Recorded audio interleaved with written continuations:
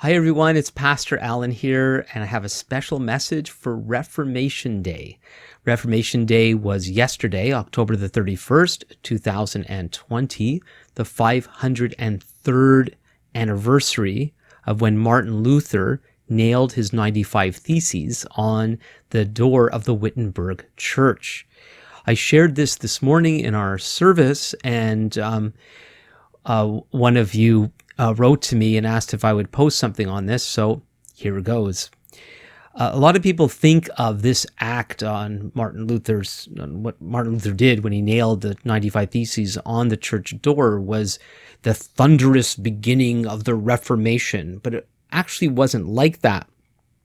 Martin Luther was a theology professor, and it was common practice to affix documents on church doors to evoke discussion. And that's what it was. It was an invitation to discuss these 95 statements. They're called theses. One, the singular is thesis, and many theses, but they're statements that he's putting forward about various theological and church-related things that he was inviting people to discuss.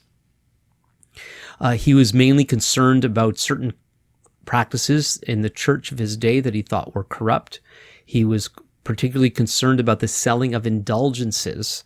Indulgences were these certificates that the church published that if you bought them, you could alleviate the suffering of your loved ones in purgatory. And there's all sorts of, certainly purgatory is not even a biblical concept, but he was concerned about this sort of thing in his day. He wasn't trying to reestablish the Bible. He was trying to correct some of these wrong notions and, as I said, invite discussion.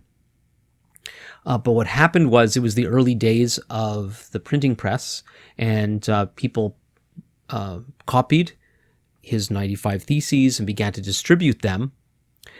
And certain higher up in the church didn't like what he had to say. They didn't want to discuss them. They wanted to silence Luther. And the more they pressured him, the more it drove him to get more and more into the Bible and to begin to write his understanding of what he believed God was really saying in his word. And what began with concern about certain things he began to get into other serious biblical matters, such as that we're made right with God on the basis of faith and not upon what we do. And so the more he took a stand, the more people tried to silence him, and as the more they pressured him, the more he got into the Bible. And eventually, after one serious incident, he went into hiding, and that's when he translated the Bible into the German and got the Bible into the hands of the people. Luther's also famous for restoring the idea of what's called the priesthood of all believers, that we don't need an elite church leadership to dictate to us what we're supposed to think and what we're supposed to believe, but every child of God who knows God through faith in Jesus can read the Bible for themselves and hear God speak through his word. And that also leads to the fact that we then become responsible for that which we study and read in the Bible, and then we have an obligation to share that with others. And so that idea that individuals in society have a personal responsibility and the privilege of knowing God and understanding him and being able to participate in the life of the church and society, it became part of the building block of what became modern democracy, where each one of us has that privilege and responsibility to engage the society, to speak up, to be involved. And that, as you might be aware, is something that we're beginning to lose more and more. So in Luther's day, the church leadership controlled the lives of the people. They knew better than the people did, and the people were simply to follow along. And more, that's what's happening today. It may not be a religious elite. It could be a political elite, an educational elite, a scientific elite. And it's not really for the commoners to understand. We're just supposed to do what we're told, sort of thing. And instead, God wants us to engage His Word. He wants us to speak up.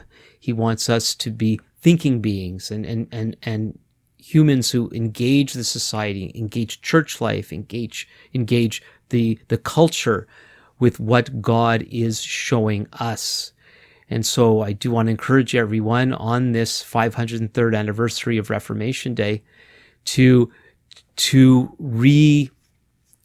embrace some of the things that Martin Luther helped to lay a foundation for, that we would not just sit idly by while the state and other elites tell us what to do.